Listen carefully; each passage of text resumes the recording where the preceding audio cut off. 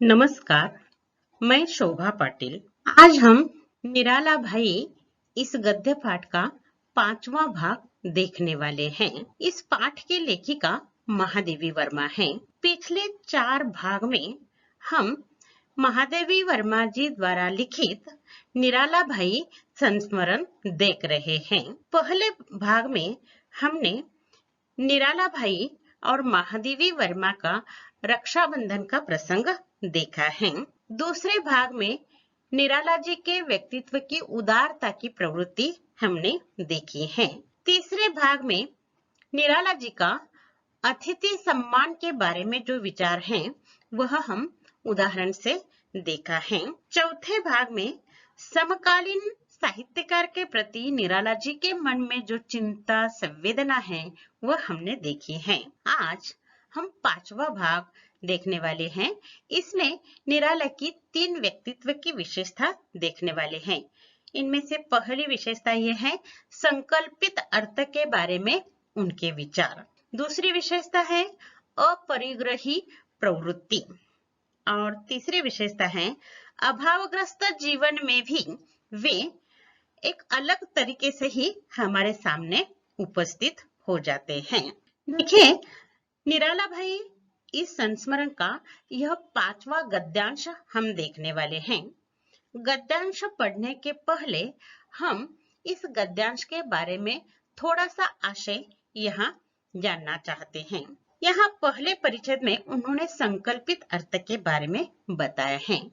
इसके बारे में निराला जी के जीवन में घटित एक प्रसंग है, यहाँ छूट गया है, वह मैं बताती हूँ, तब संकल्पित अर्थ अच्छे तरह से हम समझ लेंगे। एक बार निराला जी के अपरा इस काव्य रचना को 2100 रुपए का पुरस्कार मिला था।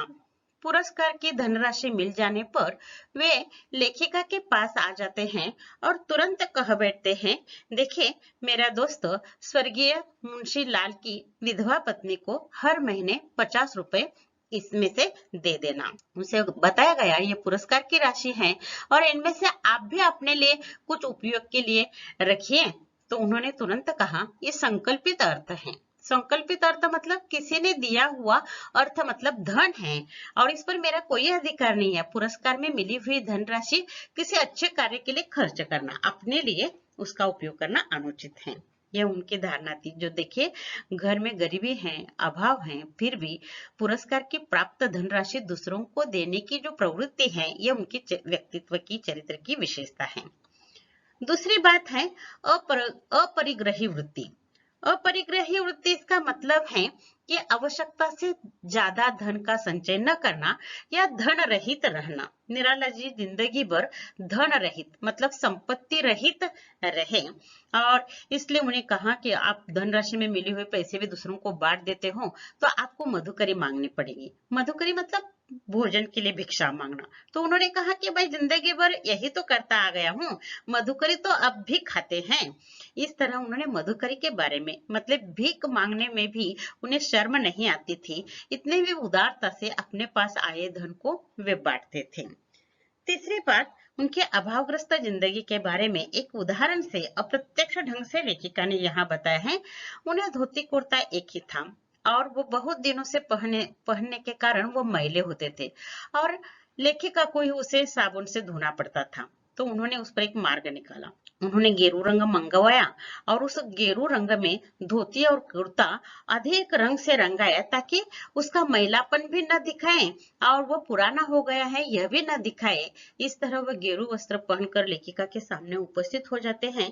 तो लेखिका कहती है कि ये गेरू वस्त्र कब मंगाया, किस तरह रंगाया यह मालूम नहीं है, परंतु मेरे 2 लाभ हो गए और 1 हानि हो गई। इस तरह के वो साधु बन गए। गेरू वस्त्र मतलब साधु लोगों का जो पोशाक होती है उसी के रंग के उन्होंने कपड़े बनाए थे और वे पहनते थे, भिक्षा मांगकर खाना खाते थे और गीत लिखते थे। मतलब वे सन्यास की तरह सन्यासी जीवन वे जीना शुरू करते हैं। लेखिका मजाक में कहती है, 2 बातें अच्छी हो गई, गेरू वस्त्र पहनने से मेरे 2 लाभ हो गए। एक तो साबुन साबुन के पैसे बच गए क्योंकि वह साबुन से उसे धोना पड़ता था बीच बीच में, और दूसरी बात गिरे वस्त्र से वो कपड़े मैले भी नहीं दिखाई देते। लाभ तो हो गया, परंतु हानि यह हो गई कि वह पेड़ के नीचे जाकर बैठे, परंतु धूप बरसात इससे पेड़ रक्षा करेगा कहाँ कहाँ? इस तरह का नीम पीपल का पेड़ हो जाएगा। और फिर लेखिका के मन में निराला जी के प्रति विचार आ जाता है कि यह सरस्वती का पुत्र है, मतलब बुद्धि के देवता का पुत्र है, और वह साहित्य साधना करता है, परंतु उसे गरीब अभावग्रस्त जीवन यापन करना पड़ता है। क्या सरस्वती को इस वैराग्य पुत्र की परंपरा अखंड रखना चाहती है, और इसके लिए निराला जी का ही उन्होंने चुनाव किया है? इस तरह इस गद्यांश का आशय है, यानी कि कोई कठिनाई नहीं है, बस विश्लेषण करते हम जाएंगे। संकल्पित अर्थ के बारे में निराला जी के विचार। दूसरा मुद्दा, अपरिग्रही वृत्ति उनकी थी। तीसरा मुद्दा, वे मधुकरी मांग कर खाना खाते थे। और चौथा, वे सन्यासी का वेश धारण करते हैं और अपने अभावग्रस्त जिंदगी को ही वे अलग तरीके से जीना शुरू करते हैं। देखिए, हम एक एक परिच्छेद पढ़ते पढ़ते उसका विश्लेषण करेंगे। पहला परिच्छेद देखिए, पुरस्कार में मिले धन का कुछ अंश भी क्या वे अपने उपयोग में नहीं ला सकते? पूछने पर उसी सरल विश्वास के साथ कहते, वह तो संकल्पित अर्थ है, अपने लिए उसका उपयोग करना अनुचित होगा। संकल्पित अर्थ और अनुचित, बस दो महत्वपूर्ण शब्द है। देखिए, धन राशि मिल जाती है पुरस्कार के रूप में। मैंने अपरा काव्य रचना के लिए 2100 रुपए मिले, ये बता दिया है। इसी पर आधारित ये छोटा सा परिचय लिया है, उदाहरण काट दिया है यहाँ, परंतु ये उदाहरण ध्यान में रखिए कि अपरा काव्य रचना को उन्हें 2100 रुपए का पुरस्कार मिला था, और वह पुरस्कार की मिली धनराशि उन्होंने अपने मित्र की विधवा पत्नी को हर माह 50 रुपए देने के लिए लेखिका के पास दे दी। और उसे पूछा जाने पर उन्होंने कहा, पुरस्कार में मिली हुई वह धनराशि संकल्पित अर्थ है। संकल्पित अर्थ है मतलब किसी को देने के लिए निश्चित वह धन है, मुझे मिला है, मैंने किसी को दे दिया, इसलिए संकल्पित अर्थ यह शब्द यहाँ महत्वपूर्ण है। इस गद्यांश में हम एक अलग शब्द संपदा के लिए कृति निकालने वाले हैं। इनमें से यह पहली बात है, देखिए, संकल्पित अर्थ। अनेक शब्दों के लिए एक शब्द लिखिए। किसी दूसरों को देने के लिए निश्चित अर्थ, अर्थ मतलब धन, किसी दूसरों को देने के लिए निश्चित अर्थ, इसका मतलब है संकल्पित अर्थ, ये हमें लिखना है। दूसरी बात आ गई है अनुचित, उचित, अनुचित, विलोमार्थ के लिए। अब मैं यह विलोमार्थ समानार्थी मौखिक बताती हूँ, और शब्द संपदा के लिए अलग अलग हम कृतियां लेते हैं। अब इस गद्यांश में हम दो तरह की कृतियां लेने वाले हैं, यह गद्यांश पढ़ते समय ध्यान में रखिए। अनेक शब्दों के लिए एक शब्द और शब्द युग्म आ गए हैं, ये देखने वाले हैं। समानार्थी, विलोमार्थी, पर्यायवाची अर्थ, यह जाते जाते बताती हूँ। यहाँ यह पहला परिच्छेद समाप्त हो गए हैं। बहुत सारा अर्थ इसमें भरा हुआ है।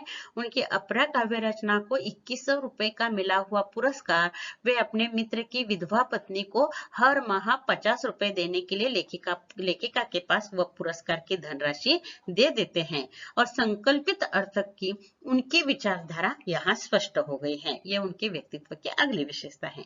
अब आगे देखिए, उन्हें व्यवस्थित करने के सभी प्रयास निष्फल रहे हैं, पर आज मुझे उनका खेद नहीं है। यदि वे हमारे कल्पित सांचे में समा जाए तो उनकी विशेषता ही क्या रहे। देखिए, निराला का नाम भी देखिए, सूर्यकांत त्रिपाठी ये उनका नाम है, परंतु निराला ये उनका उपनाम है। निराला का अर्थ है वे हर बात में ही निराले हैं, यानी असाधारण हैं। यानी उनकी खान पान की पद्धत, साहित्य लिखने की पद्धत, उनकी उदारता की प्रवृत्ति, अतिथि की प्रवृत्ति, ये सभी असाधारण निराली हैं, इसलिए उन्हें निराला कहा जाता है। इसलिए लेखिका कहती है, मैंने बहुत प्रयास किए उन्हें सुधारने के, उन्हें व्यवस्थित करने के, परंतु सभी प्रयास मेरे निष्फल रहे। यहाँ निष्फल शब्द आ गया है। सफल, निष्फल, ये विलोमार्थी के लिए पूछा जाता है। समानार्थी के लिए खेद, परंतु मुझे उनका खेद नहीं है। खेद मतलब दुख नहीं है। किसी को सुधारने का हम प्रयास करते हैं और असफल हो जाते हैं तो निराश होते हैं, परंतु लेखिका कहती है मैं निराश भी नहीं हूँ और दुखी भी नहीं हूँ, क्योंकि वे असाधारण व्यक्ति हैं और उन्हें अपने कल्पना के सांचे में ढलना या समाना यह सरल बात नहीं है। निराला असाधारण व्यक्तित्व थे। यह इस परिच्छेद में स्पष्ट हो गए हैं। एक समानार्थी के लिए शब्द आ गए हैं और एक विलोमार्थी के लिए शब्द आ गए हैं। विलोमार्थी के लिए दो शब्द भी हो सकते हैं, व्यवस्थित अव्यवस्थित, निष्फल सफल, और समानार्थी के लिए खेद दुख। अगला परिच्छेद देखिए। उनके अपरिग्रही वृत्ति के संदर्भ में बातें हो रही थी। तब वसंत ने परिहास की मुद्रा में कहा, अब तो आपको मधुकरी खाने की आवश्यकता पड़ेगी। यह वसंत एक नया पात्र आ गया है इस परिच्छेद में। देखिए, अपरिग्रही वृत्ति मतलब आवश्यकता से अधिक धन का संचय न करना या धन रहित रहना। निराला जी जिंदगी भर धन रहित मतलब संपत्ति रहित वे रहे थे और उन्हें पुरस्कार की राशि मिल गई और वो दूसरों के लिए बांटने के लिए तैयार हो गई। ये देखकर वसंत ने परिहास मतलब मजाक, हंसी मजाक की मुद्रा में मतलब चेहरा हंसी मजाक का किया और उन्हें पूछा, तब तो आपको मधुकरी खाने की आवश्यकता पड़ेगी। सरल अर्थ कि अपने को मिले हुए पैसे आप दूसरों को देते हो तो आपको भिक्षा मांगने पड़ेंगी। इस तरीके से उन्हें मजाक में कहा। मधुकरी यह शब्द महत्वपूर्ण है इस परिच्छेद में।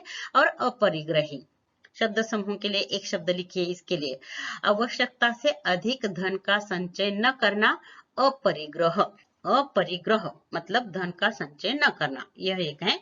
और मधुकरी भोजन की भिक्षा मतलब मधुकरी, यानी भिक्षा अलग अलग तरीके से मांगी जाती है। भोजन के लिए, पेट भरने के लिए जो भीख मांगते हैं उन्हें मधुकरी कहा जाता है। यह शब्द समूह के लिए एक शब्द लिखने के लिए इस परिच्छेद में दो बातें आ गई हैं, अपरिग्रही और मधुकरी, ये महत्वपूर्ण। और परिहास मतलब हंसी मजाक करना। हंसी मजाक में ही वसंत ने पूछा, तब तो आपको मधुकरी खाने की आवश्यकता पड़ेगी।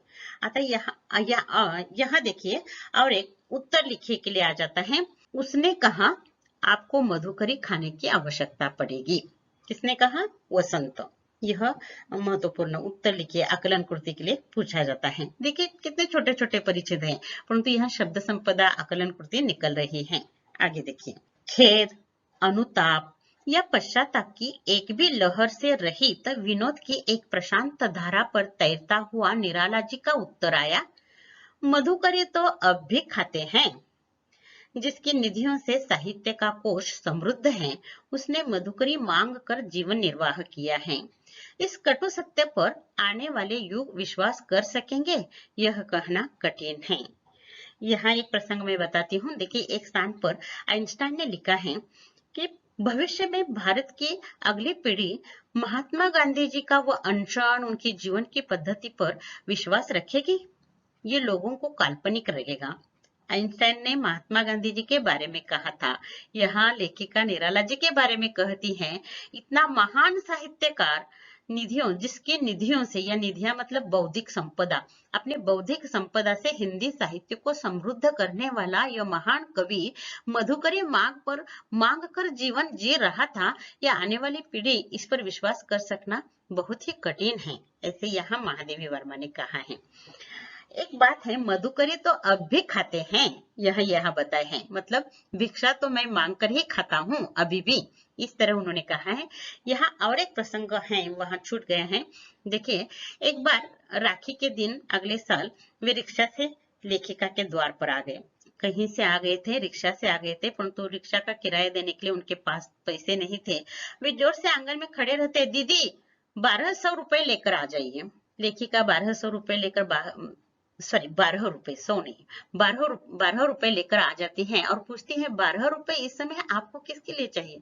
तो उन्होंने कहा, 2 रुपए इस रिक्शा का किराया देना है और 10 रुपए तुझे देना है, क्योंकि आज राखी का दिन है, आप राखी बांधने पर तुझे पैसे देना पड़ेगा ना।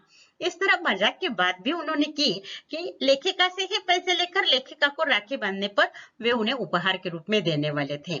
इसलिए उन्होंने यहाँ कहा है, मधुकरी तो अब भी खाते हैं। ये भोजन की भिक्षा तो मांगते हैं, परंतु जब भी समय आ जाता है लेखिका के पास जाकर कभी भोजन मांगते हैं, कभी कपड़े मांगते हैं, कभी घर की चीजें मांगते हैं, कभी पैसे मांगते हैं, क्योंकि भाई बहन का जो रिश्ता था। यहाँ यही बात बताई है। यानी देखिए, खेद, अनुताप या पश्चाताप, ये एक ही अर्थ के सभी पर्यायवाची शब्द हैं। खेद मतलब यहाँ दुख है, पश्चाताप है, अनुताप का अर्थ भी पछतावा है, पश्चाताप का अर्थ भी पछतावा है। उन्हें किसी भी तरह का पछतावा नहीं था और वे एक प्रशांत धारा पर तैरता हुआ प्रशांत सागर के समान उनके चेहरे पर इस तरह सरलता थी और उन्होंने उत्तर दिया, मधुकरी तो अब भी खाते हैं, यानी मांग कर ही तो भोजन खाता हूँ।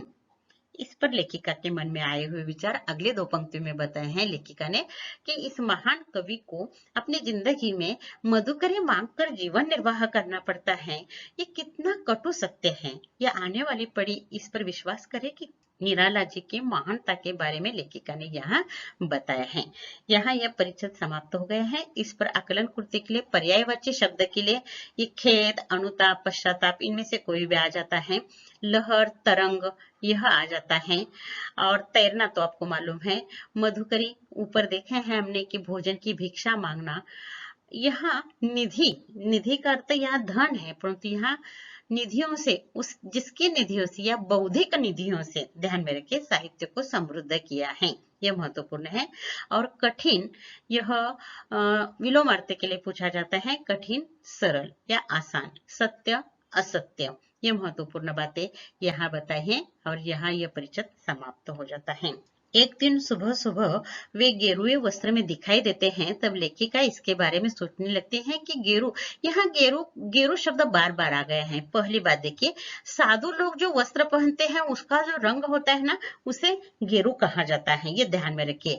अर्थ देखें तो गाढ़ी लाल रंग की मिट्टी, इस तरह कहा जाता है। मराठी में उसे काव कहा जाता है। जिसके घर में, जो छात्र किसान परिवार के हैं, जिनके घर में दादा दादी, नाना नानी हैं, उन्हें मालूम है वे बैल का एक त्योहार होता है और उस दिन बैल के सींग को लगाने के लिए आज कृत्रिम रंग बाजार में मिलते हैं, परंतु उस जमाने के लोग ये गेरू लाकर, मतलब लाल रंग की मिट्टी लाकर उसका रंग बनाते थे और बैल के सींग को लगाते थे। परंतु अब इस समय तुम्हें गेरू का अर्थ यह ध्यान रखना, साधु लोगों की जो पोशाक होती है, उस पोशाक की जो रंग होती है, वह रंग उन्होंने बाजार से मंगाया और अपने कपड़ों को लगाया। देखिए, अभावग्रस्त व्यक्ति का जीवन हम देख रहे हैं।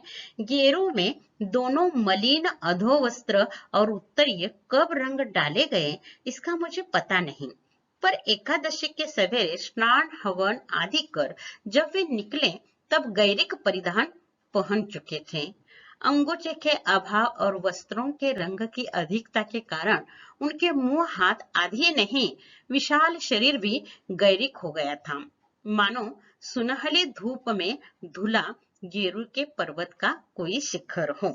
सभी शब्द आपको कठिन लगेंगे, परंतु कोई कठिनाई नहीं है, हम एक एक शब्द का अर्थ देखते जाएंगे। देखिए, बस इस परिच्छेद में अभावग्रस्त व्यक्ति का चरित्र निराला जी के माध्यम से लेखिका ने यहाँ प्रस्तुत किया है।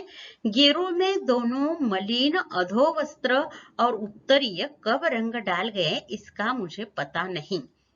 यहाँ तक देखिए, अधोवस्त्र और उत्तरीय, ये दो शब्द काव्यात्मक हैं, परंतु इसका सरल अर्थ देखिए।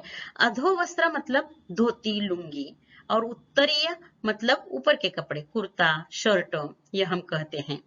उसी तरह उन्होंने धोती और कुर्ता उस गेरू रंग में डाल दिया था। कितना डालना चाहिए, कितना रंगाना चाहिए, ये उन्हें मालूम नहीं था। बस गेरू रंग मंगवाया और उस गेरू रंग में उन्होंने धोती और कुर्ता डाल दिया। यहाँ हम इस पंक्ति पर एक आकलन कृति निकालने वाले हैं एक अंक के लिए। देखिए, निराला जी ने गेरू रंग में ये डाला या गेरू रंग से ये रंगाया, क्या, अधोवस्त्र और उत्तरीय।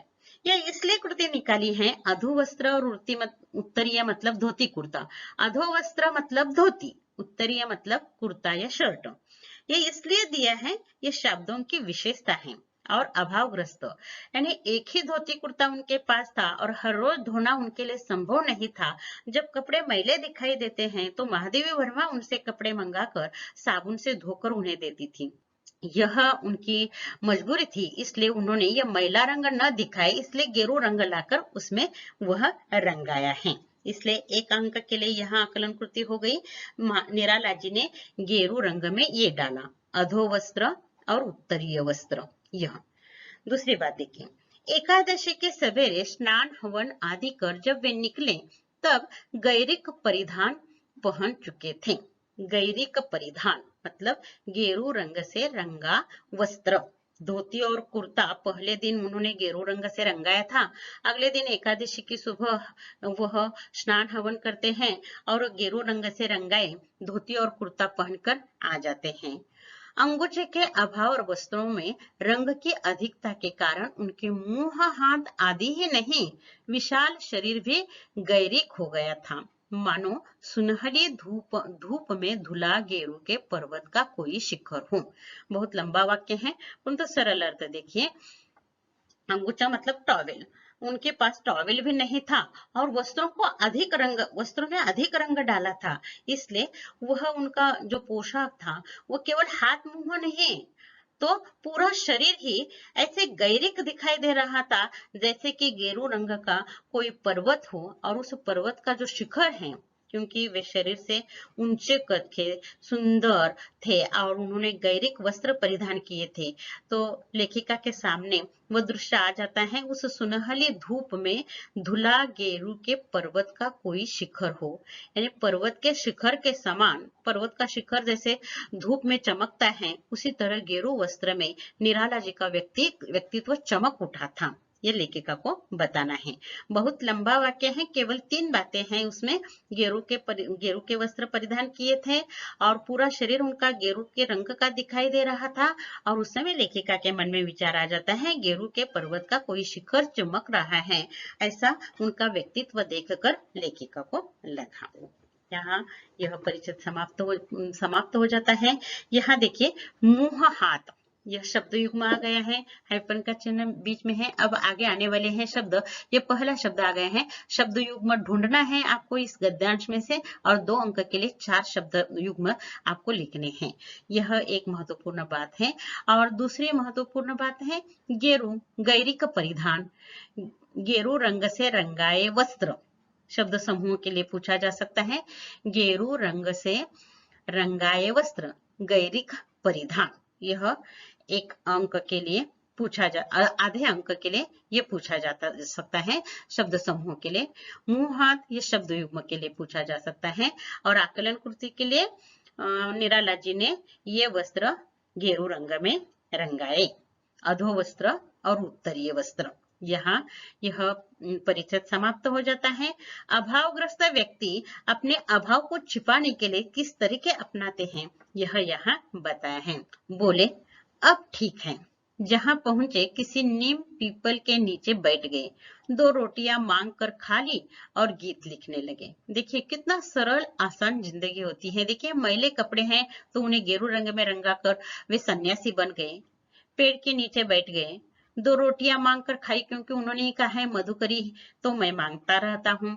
2 रोटियां मांग कर खा ली और गीत लिखने लगे। गीत लिखना इतना आसान नहीं है इस गरीबी में, फिर भी वे एक पेड़ के नीचे बैठते हैं, किसी से 2 रोटियां मांगकर खा लेते हैं और अपने काम में वे मग्न हो जाते हैं। यह महत्वपूर्ण बात है। असाधारण व्यक्तित्व की यह विशेषता होती है, चाहे कितने भी संकट के आघात प्रहार हो जाए, वे अपनी सतसत विवेक बुद्धि से अपने कार्य में व्यस्त रहते हैं। यहाँ आकलन कृति 2 ही पंक्तियों का एक छोटा सा परिचय है। एक आकलन कृति निकलती या नीम पीपल पेड़ के नीचे बैठकर निराला जी ने ये किया, तो महत्वपूर्ण बातें की। 2 रोटियां मांगकर खा ली और गीत लिखने लगे, ये 2 उत्तर हैं। यह प्रतीकात्मकता है, यहाँ ध्यान में रखिए। 2 रोटियां मांग कर खाना मतलब मधुकरी, और गीत लिखना मतलब हिंदी साहित्य की महान साधना करना। यह उनके असाधारण व्यक्तित्व की विशेषता है, इसलिए आकलन के लिए यह महत्वपूर्ण है। रोटी, रोटियां, यह बहुवचन के लिए पूछा जा सकता है। आगे देखिए, इस सर्वथा नवीन परिच्छेद का उपसंहार कहाँ और कैसे होगा, यह सोचते सोचते मैंने उत्तर दिया, आपके सन्यास से मुझे तो इतना ही लाभ हुआ कि साबुन के कुछ पैसे बचेंगे, गेरुए वस्त्र तो मैले नहीं दिखेंगे, पर हानि यही है कि न जाने कहां कहां छप्पर डलवाना पड़ेगा, क्योंकि धूप और वर्षा से पूर्णतया रक्षा करने वाले नीम और पीपल कम ही हैं। मन में एक प्रश्न बार बार उठता है, क्या इस देश की सरस्वती अपने वैरागी पुत्रों की परंपरा अक्षुण्ण रखना चाहते हैं? और क्या इस पथ पर पहले पग रखने की शक्ति उसने निराला जी में ही पाई है?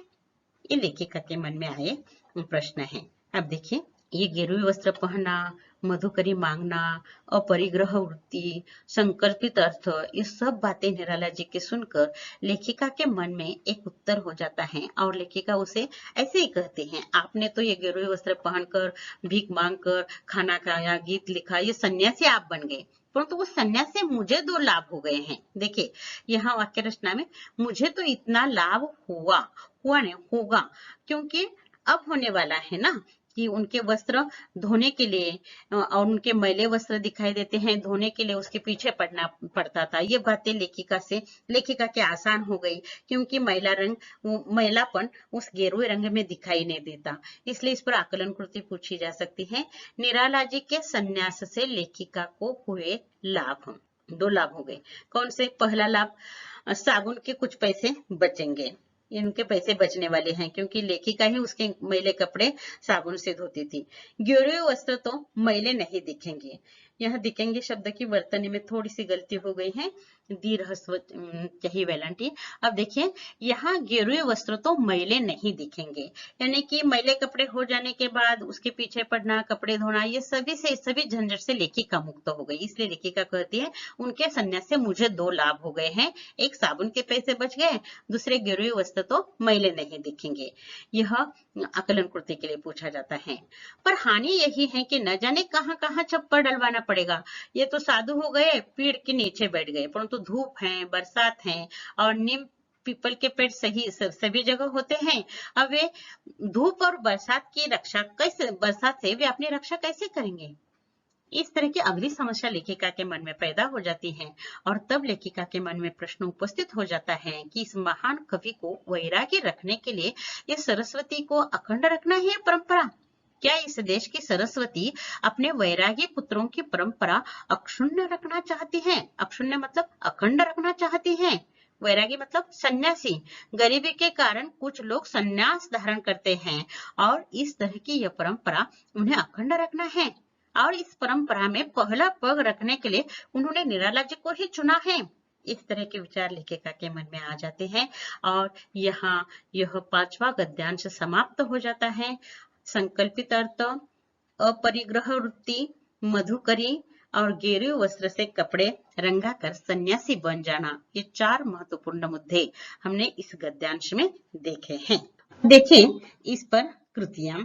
गद्य पाठ है कृति 1।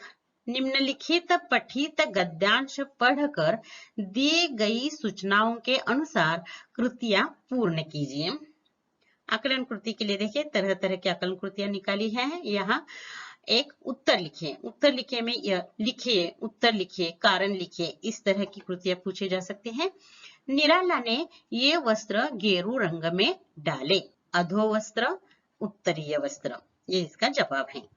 दूसरी आकलन कृति देखिए, निराला जी ने नीम पीपल के नीचे बैठकर ये किया, 2 रोटियां मांगकर खा ली, गीत लिखने लगे। ये 2 कृतियां उन्होंने की।